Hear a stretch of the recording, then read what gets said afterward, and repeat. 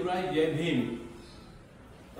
काल परभणी या ठिकाणी बाबासाहेब आंबेडकर पुतळा यांच्या समोर जी संविधानाची पाटी होती त्याची काच फोडल्यामुळं, त्या संविधानाची विठंबना केल्यामुळं काल परभणीमध्ये प्रचंड मोठं आंदोलन झालं।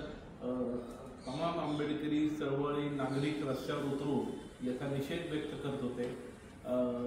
या घटनेचा रिपब्लिकन पार्टी ऑफ इंडिया या पक्षाच्या वतीने आम्ही देखील निषेध करत आहोत। झालेली घटना खूप दुर्दैवी आहे। संबंध महाराष्ट्रामध्ये याचे पडसाद उमटत आहेत आणि त्या मातोश्रीला देखील आता अटक केलेली असं माध्यमांच्या मार्फत समजलेलं आहे। तो मातेफिरू काही सर्किट असेल, नालायक असेल, परंतु त्या हरामखोराला अटक केलेली आहे। तर आता त्याची चौकशी या ठिकाणी सुरू झालेली आहे, हे देखील माध्यमाच्या माध्यमातून समजत आहे। म्हणून या ठिकाणी या घटनेची चौकशी राज्य शासनाने करावी आणि यामध्ये या माथेफिरूच्या पाठीमागे आणखी कुणी आहे का, कोणाच्या सांगण्यावर केलंय, याची चौकशी या ठिकाणी झाली पाहिजे अशी एक मागणी आम्ही करत आहोत। दुसरी या ठिकाणी आता संबंध महाराष्ट्रातल्या जनतेला, परभणीतल्या जनतेला एक आंबेडकरी चळवळीतला कार्यकर्ता म्हणून या ठिकाणी आम्ही आवाहन करत आहोत, जनतेला आवाहन करत आहोत की आपण आता शांतता बाळगावी। आणि काल परभणीमध्ये जन आंदोलनामध्ये, जन आक्रोशामध्ये ज्या पद्धतीने आंदोलन झालं त्यामध्ये काही लोक घुसलेत का, त्यांनी या आंदोलनाचा काही गैरफायदा घेतला का, याची देखील चौकशी राज्य शासनामार्फत झाली पाहिजे। आणि तमाम आंबेडकरी चळवळी कार्यकर्त्यांना आमचं आव्हान आहे की या ठिकाणी भारतीय संविधानाची विटंबना झाली, त्याचा निषेध केला इथपर्यंत ठीक आहे, परंतु सार्वजनिक प्रॉपर्टीचं नुकसान करणं, नागरिकांचं नुकसान करणं, दुकान फोडणं हे आपल्या विचारात बसत नाही। आपण तथागताच्या विचाराने, बाबासाहेबांच्या, फुलेशाह आंबेडकरी विचाराने काम करणारे कार्यकर्ते, म्हणून या ठिकाणी सार्वजनिक मालमत्तेचे नुकसान करणं हे कितपत योग्य आहे हा देखील प्रश्न माझ्यासारख्या कार्यकर्त्यासमोर येतो।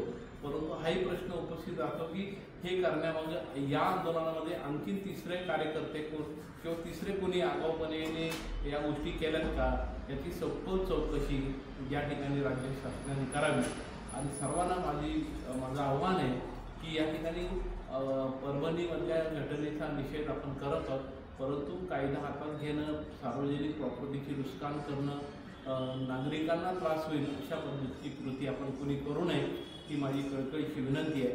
आणि या संदर्भात देखील राज्य शासनाला आदरणीय मुख्यमंत्री देवेंद्र फडणवीस साहेब यांना विनंती करतो की आत्ताच गेल्या आठवड्यामध्ये संविधानाचा अमृत महोत्सव 26 नोव्हेंबर रोजी या ठिकाणी झाला आणि संबंध भारतवर्षामध्ये या अमृत महोत्सवी वर्षाची मोठी चर्चा आली, केंद्रात कार्यक्रम झाले, सगळीकडं त्याच्या उदो झाला आणि संबंध देश संविधानमय झाला।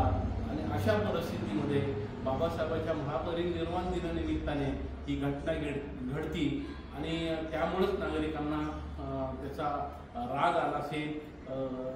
राग येणं साहजिकच आहे की अशा पद्धतीचं संविधान जर कोणी फोडणार असेल तर त्याचा राग 100% येणार। आणि राज्य शासनाने जो GR काढला होता की बाबा घर संविधान 26 नोव्हेंबर ते 26 जानेवारी या घर संविधानाच्या अंतर्गत राज्य शासनाच्या GR मध्ये